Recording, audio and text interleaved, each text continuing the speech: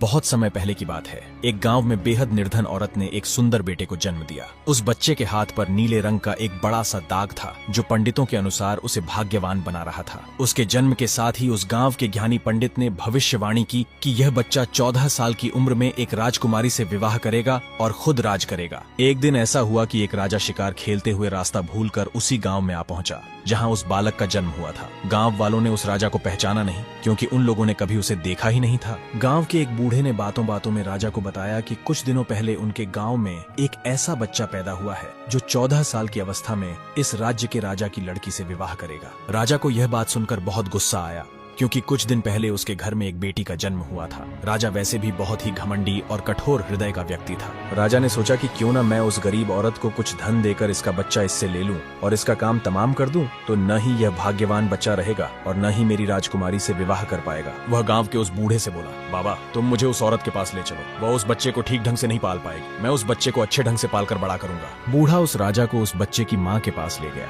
राजा ने उससे अपना बच्चा देने की विनती की और बोला, तुम बहुत गरीब हो, इस बच्चे को कैसे पाल सकोगी? यह बच्चा मुझे दे दो, मैं इसे बहुत अच्छी तरह पालूंगा। वह गरीब औरत उसे अपना बच्चा देने से इनकार करती रही। तब राजा ने उसे बहुत सा धन दिया और बोला, इस धन से तुम अपना पेट पालना और जब यह तुम्हारा भाग्यवान बेटा बड़ा हो जाएगा तो खुद ही तुम्हारे पास आ जाएगा। गरीब माँ ने सोचा, यह बहुत ही भाग्यशाली बच्चा है, इसीलिए यह अमीर आदमी इसे लेने के लिए मेरे घर आ पहुंचा है। शायद यही ईश्वर की इच्छा है। बहुत सोच विचार के बाद उस गरीब औरत ने अपना बच्चा राजा को दे दिया। राजा ने उस बच्चे के लिए एक लकड़ी का संदूक खरीदा और उसे संदूक में डालकर बहते हुए पानी में छोड़ दिया। उसने सोचा कि दम घुटने से बच्चा इस संदूक के अंदर ही मर जाएगा। यह सोचकर राजा मन ही मन बहुत खुश हो रहा था कि उसने अपनी प्यारी सी बेटी को उस अनचाहे पति से बचा लिया। मारने वाले से बचाने वाला बड़ा होता है। यही उस बच्चे के साथ भी हुआ। वह लकड़ी का संदूक बहते बहते एक टूटे हुए पेड़ में जाकर अटक गया। तभी वहाँ पर मौजूद एक निर्धन व्यक्ति ने जब वह लकड़ी का बक्सा देखा तो बहुत खुश हुआ। उसने सोचा कि उस बक्से में जरूर ढेर सारा धन होगा। उसने पानी में घुसकर इस संदूक को बाहर निकाला। जब उसने संदूक को खोला तो देखा कि गंदे से कपड़े पहने एक बच्चा उसमें सो रहा था। उस व्यक्ति ने सोचा कि यह बच्चा मेरे किस काम का, क्यों न मैं इस बच्चे को मालिक के पास ले जाऊं, वह जरूर इसे अपने पास रख लेंगे,